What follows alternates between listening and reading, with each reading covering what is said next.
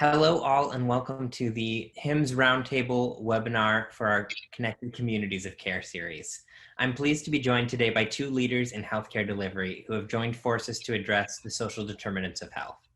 My guests are Neil Patel, President of Healthbox and Executive Vice President at HIMSS, and Dr. Steve Miff, President of the Parkland Center for Clinical Innovation, or PCCI. Welcome, gentlemen. Thank you. Neil, at Healthbox, Neil is responsible for leading the consulting team in areas like digital health, innovation strategy, commercialization, and sourcing. He's also involved in helping to manage the team that recommends investments for DaVita's corporate venture group. At PCCI, Steve brings more than 20 years of leadership experience to help his organization address the healthcare needs of the most vulnerable in Dallas and beyond. In 2019, PCCI was recognized among the best tech startups in Dallas by Tech Tribune. Welcome to you both. As many of our listeners know, a fundamental question continuing to face the healthcare industry is, how do we comprehensively address the needs of patients when those needs extend beyond the boundaries of traditional clinical care?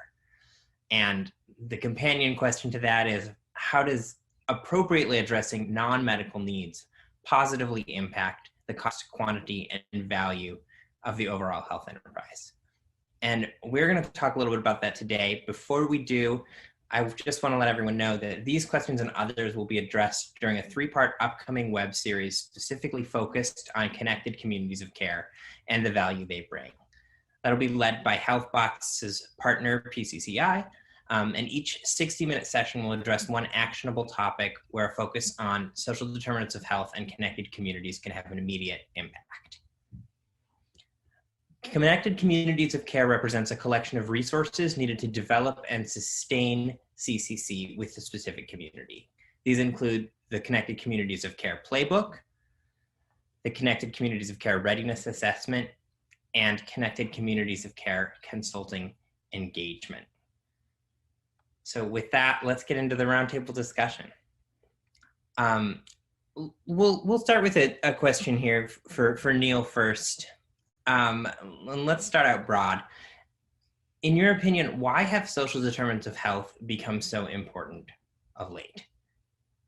I mean, I honestly, they've always been important, right? And I think the question of why there's been such a focus on them outside of the realm of public health is probably the real question, or the question we should be asking, which is, and I think it is this recognition that the traditional ways that we deliver healthcare within, with physicians, nurses, and even social workers to some degree, and in the payment models in which that all exists, really only addresses a fraction of what actually drives health outcomes. And while I think public health officials and physicians to a large degree recognize this and knew this intuitively, it wasn't until 6 or 7 years ago when people started to really do some academic research and data came out. A study funded by the Robert Wood Johnson Foundation said that 80% of health outcomes are things outside of traditional clinical, things outside of your typical genetic code.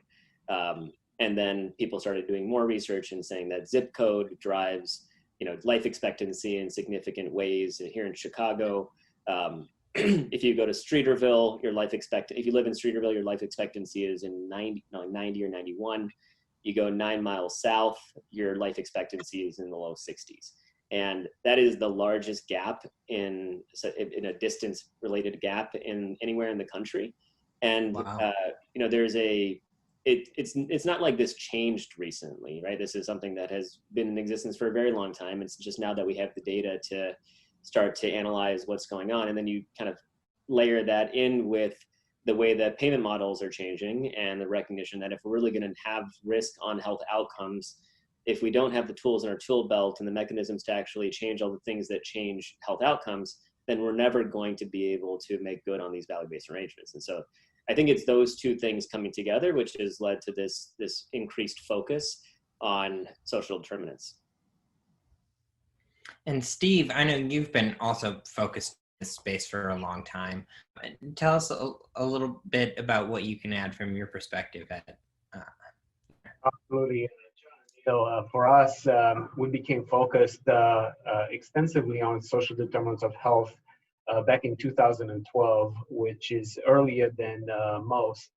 And it was mostly due to the realities that the patients that Parkland serves, the majority are non-pay or Medicaid that have a social economic need.